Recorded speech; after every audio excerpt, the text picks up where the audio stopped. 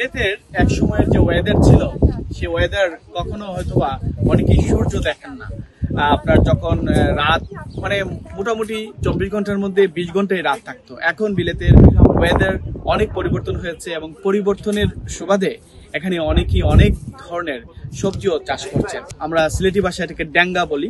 এই ড্যাঙ্গাটা আপনারা দেখতে পাচ্ছেন এখানে আছে, যেটা নাকি এখানকার একজন বাসিন্দা, বাংলাদেশি একজন আমাদের কলিগ, তিনি তার এই সবজি বাগানে এগুলা করেছেন। সাথে লাউ আছে, উড়ি আছে, টমেটো আছে, এই ধরনের অনেক ধরনের সুস্বাদু সজীব সবজি তিনি চাষ করেছেন।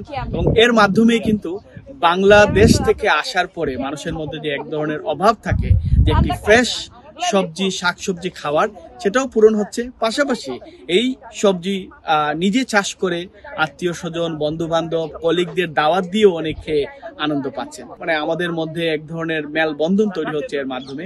এটি অনেকটাই কয়েক বছর ধরে বৃদ্ধি পাচ্ছে এবং এর মাধ্যমে অনেকেরই কিন্তু শারীরিকভাবেও অনেকেই ভালো করছেন, কারণ সবজি চাষের মাধ্যমে আপনার সবসময় ভিটামিন ডি বা আপনার যখন পরিশ্রম করেন তখন কিছুটা কায়িক পরিশ্রমের মাধ্যমেও কিন্তু তার অনেক রোগ সুখ থেকেও তারা রক্ষা পান।